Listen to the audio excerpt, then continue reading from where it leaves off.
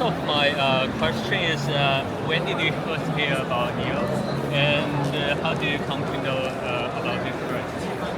Okay. So you want to begin? Okay, no. I mean, my first experience with NIO was at the Formula E. When I went with another manufacturer, and in the corner was this big NIO display, and a big hosting and race. And it was like, and I was like, what is this? Okay, so my first impression was, wow, this is a very serious Chinese brand. And then probably my second experience is walking through, I think it was through Oslo in Norway, when you come across this big NIO store out of nowhere. And I said, what is this brand? And it's full of concept cars and beautiful cars inside. So my impressions of NIO were probably set up 3-4 years ago. So that's why, in my mind, NIO's position is a premium brand based on what I saw. Okay, so I came to know NIO 8 years ago, randomly looking at Chinese websites. That since the very beginning. Yes, that since the very beginning. And once the company actually went on an IPO, it created a lot of attraction in Israel as well, by the way, because a lot of Israeli startup companies went on an IPO at the same time. And I looked at the Chinese market in terms of their progress, because it was the leading market worldwide in it. And I started, as I said, sending emails to William with a request to meet him 5 years ago already. And step by step managed to make progress. I think that when we're talking about overseas expansion, the brand has to be built overseas market as well. You have to invest in marketing, in creating a name, in building the infrastructure of what the brand stands for.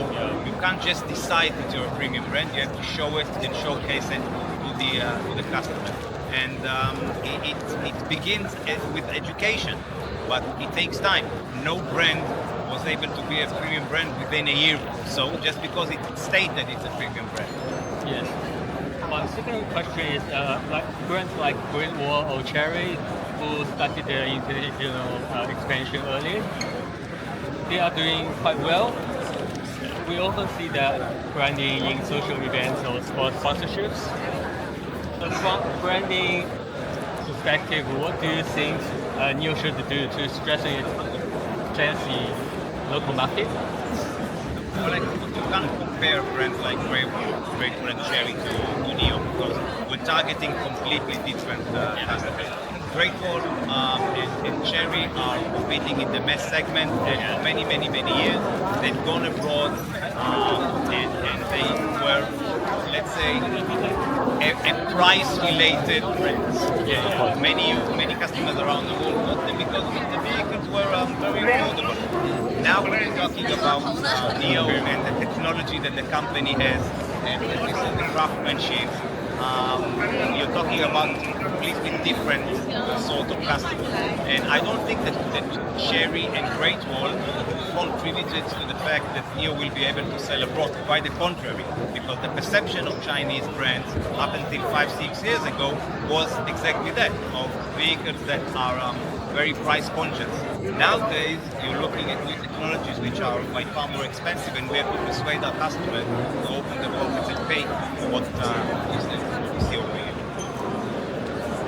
Yeah, I think my answer today is very different than it would have been, let's say, a year ago. Because in the last year, we've seen so many Chinese brands enter the markets. So the customers are kind of a little bit lost what all the brands stand for and which brands are. So I think what's important now is the standard. Okay, so I think the best thing NIO can do, it has to be high visibility. Create NIO as a common word that they know what it is. Because right now, markets are coming in, well, yet another Chinese brand is coming in, and customers are a little bit lost. So now it's going to be about presence and creating the awareness. Yes. Well, another question is, which NIO model is your personal favorite, and which models you believe will be most popular for your market? So I think that I like personally the ES6 or ES6 as it's called over in China. We're very much looking to see Envoy coming to Israel. I think that it has a huge potential. The ES6 is not exactly the target group and price positioning that we want with. But EL6 will be the pillar of NIO as a brand. My personal favorite. Okay. Of course, when it comes to, I love technology, I love luxury, I love pushing the edge. Okay. But from a business point of view, as I said, a medium-sized SUV crossover is what the market actually is. Great. And what's your view on battery swapping? Battery swapping? Yeah. Okay. I think it's one of the major USPs that NIO has, and any market that wants to see NIO successful has to establish at least one or two, because that's something that defines NIO and is part of the holistic ecosystem of NIO.